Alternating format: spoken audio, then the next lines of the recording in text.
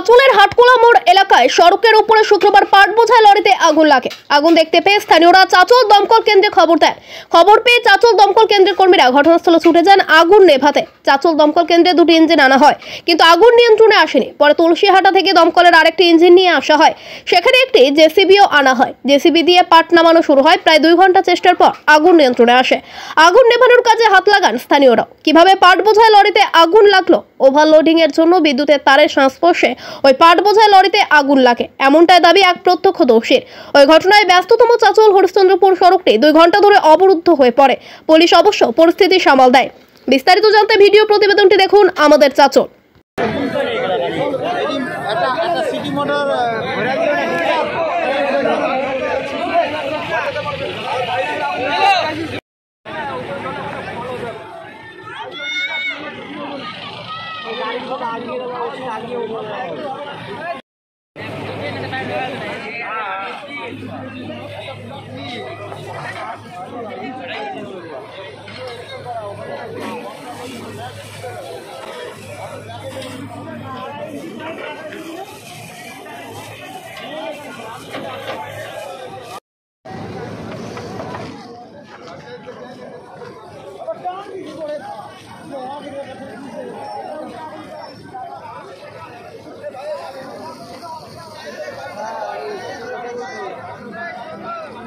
गाड़ी बेरिए भाई 38 आपको गाना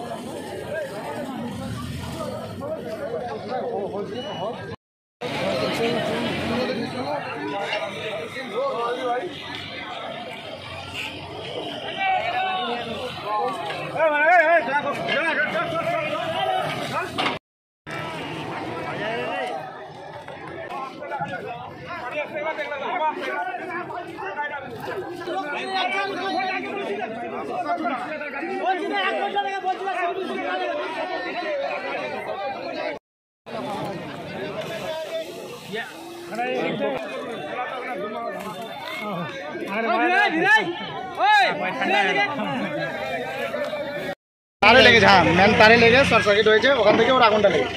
আপনি কি ড্রাইভারকে বলেছিলেন যে? আমি বললাম যে ওর শর্ট সার্কিট লেগেছে, ও শুনেছে কিন্তু ও দাঁড়ায়নি, তো চলে এসে হাটের মোড়ে এসে যে দেখছে যে আগুন লেগেছে, তখন এই সাইডটা এদিকে করে। যদি নিয়ম মাফিক ধরা থাকতো তাহলে এই ঘটনাটা হতো না। আপনার কি মূল ছিল না বলে আগুনটা লেগেছিল। আগুন লাগার মূল কারণ কি আপনার এই বেশি লোডিং করা, ওভারলোডিং করা? ওভারলোডিং এর জন্যই মানে তারে লেগেছে, তার থেকে আগুনটা লেগেছে। সেরকম পরিষেবা ভালো হচ্ছে না, আমি যেটা দেখতে পাচ্ছি। 3টা ইঞ্জিন এসে, তাতেও আগুন এখনো নেভাতে পারেনি। প্রায় 2-2.5 ঘন্টা হয়ে গেল, এখনো আগুন পুরো নেভাতে পারেনি। নাম? আমার নাম মুক্তার আলী। বাড়ি কোথায় আপনার? বাড়ি আমার কোনো হয়। লোড পয়েন্ট থেকে ওকে শর্ট সার্কিট লেগেছে। মানে কোথা থেকে লোড হচ্ছিল? এই সামনে হাট থেকে মেন রোডে শর্ট সার্কিট হয়েছে, মানে যেখানে লোড পয়েন্ট ওখান থেকে ওর শর্ট সার্কিট লেগেছে, ওখান থেকে ওরা মানে যেটা নিয়ম আছে পাট বোঝা করা, ওই নিয়মে হয়নি, ধরা হয়নি নাকি? ওভারলোড আছে এটা, তার জন্য তারে লেগেছে। হ্যাঁ, মেন তারে লেগে শর্ট সার্কিট হয়েছে, ওখান থেকে ওর আগুনটা লেগেছে। যে আমি বললাম যে ওর শর্ট সার্কিট লেগেছে, ও শুনেছে কিন্তু ও দাঁড়ায়নি, তো চলে এসে হাটের মোড়ে এসে যে দেখছে যে আগুন লেগেছে, তখন এই সাইডটা এদিকে করে। এই ঘটনাটা হতো না, যেহেতু ট্রাক নিয়মাফিক ছিল না বলে আগুনটা লেগেছে।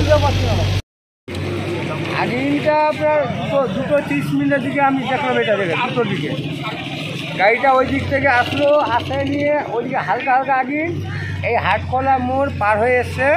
আগুনটা খুব জোরে এখন দিনকে উঠেছে। দিনকে ওঠার পর এইখানে গাড়িটা দাঁড়িয়ে গেল। আমরা বলি এখানে আমাদের দোকান আছে, গাড়িটা একটু আগে নিয়ে যাও ফাঁকা রাস্তায়, ফাঁকা রাস্তায় না নেয় গাড়িটা এখানে রেখে দিল। ড্রাইভার চাবি নিয়ে পালিয়ে গেছে। আমরা একটা অন্য ড্রাইভার দেখে আলাদা চাবি নিয়ে তবে গাড়িটা আমরা আগে করি। তারপরে ওইখানে ওকে একটা লোক বললো যে তোমার গাড়ি পাটের গাড়িতে কারেন্টের তার টাচিং হলো, হয়তো আগুন জ্বলবে না, বলে কিছু হবে না। ওখান থেকে যখনই বাতাস উঠেছে তখনই এখান থেকে আগুনটা খুব বমকে ধরেছে। দমকলের কটা ইঞ্জিন দেখতে পেলেন এখানে? 3টা জেসিবি লাগা হয়েছে, অনেক পাবলিক খাটছে, 3টা আছে দমকল আছে। কি নাম আপনার? আমার নাম সাদেক আলী। কোথায় বাড়ি? এই যে এটা কি জায়গাটার নাম বলেন? এটা হচ্ছে সানিপাড়ক, হাটকলা মোড়। দমকলতে এসেছিল, অনেকক্ষণ পর আসলো। একটা আসলো, প্রথমে একটা আসলো, একটু করে জল শেষ, আবার ও চলে গেল। আবার একটা আসলো, ও যখন পারছে না তখন একটা আবার তুলসী কাটাতে আসলো। এখন মোট 3টা দমকল আছে, একটা জিসিবি আছে। দম মানে যে হারে আগুনটা একটা দমকলে লিভাবার কোনো মতনই নাই, সম্ভব না। না 3টা এসছে তো পারছে না, লাস্ট অব্দি মোটর জুড়ে লেগেছে, পাম্প লাগাইছে পুকুরে।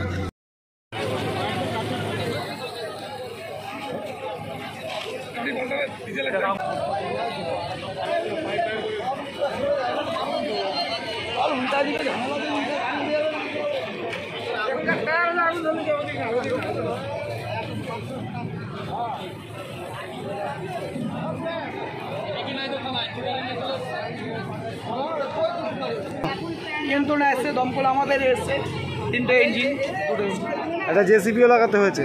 আর জেসিবিওয়ালাকে ডাকলাম ফোন করে, এটাকে পাবলিক সহযোগিতা করছে, আমরা সহযোগিতা করলাম, নিজে এই একটা সমাজসেবী, নিজে সহযোগিতা করলাম, আমার সঙ্গে দেখা দেখি আরও লোক এসছে, এখন জিসিবিকে ডাকা হলো, জিসিবি আসলো।